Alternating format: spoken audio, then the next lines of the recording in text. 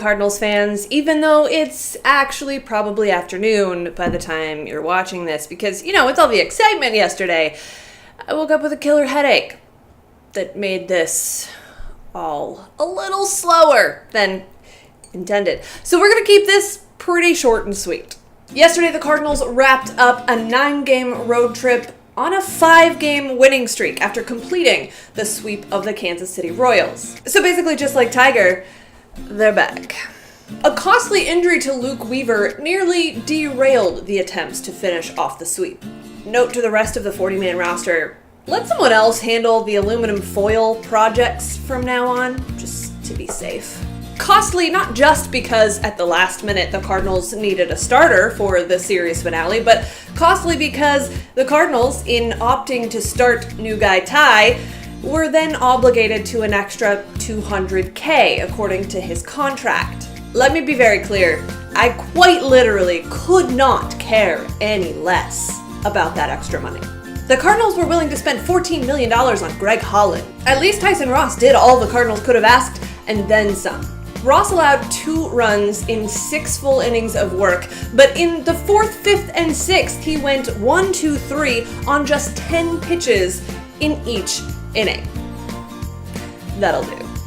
I don't care if it's against the Royals or against the Astros. $200K Tyson did his job and saved the Cardinals from using a plethora of bullpen arms ahead of a pretty important homestand. Bravo, sir. Bravo.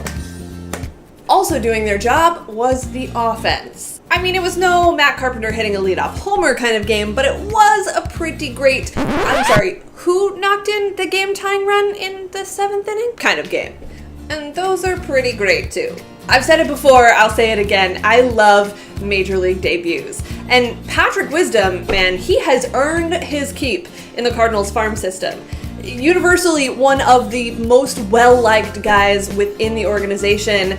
His MLB debut was a long time coming, and wouldn't you know, he made it count. After picking up his first big league hit in the 3rd inning of the game, and then eventually scoring the then game-tying run, Patrick Wisdom found himself at the plate again in the 7th with the bases loaded and his team down by a run. Now, Mike Shildt could have pinch hit for him there. Gone with somebody off the bench. Colton Wong's hitting pretty well. Could have used him there. Could have gone with somebody that has been there and done that. Maybe wasn't feeling the nerves quite like the new guy. But instead, Mike Shildt did what he's done since taking the reins. He trusted his guys. He trusts all of these guys in any situation he puts them in, whether it's guys out of the bullpen or guys off of the bench.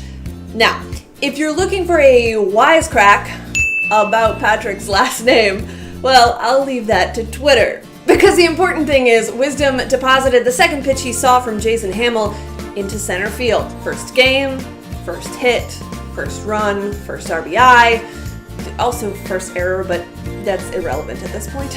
Truly, how can you not be romantic about baseball? Later in the inning, Yadier Molina, who was making his 20th consecutive start, backup catcher? What's that? Did what a 2-hole hitter does and knocked in 2 more runs to put the Cardinals on top for good. Now they'd get some insurance runs in the 8th and the 9th inning, and that was plenty for the likes of Mike Myers, Jordan Hicks, Tyler Webb, and eventually Bud Norris? SUBCHO! To lock down the victory. Tell you what, this Cardinals team is something else.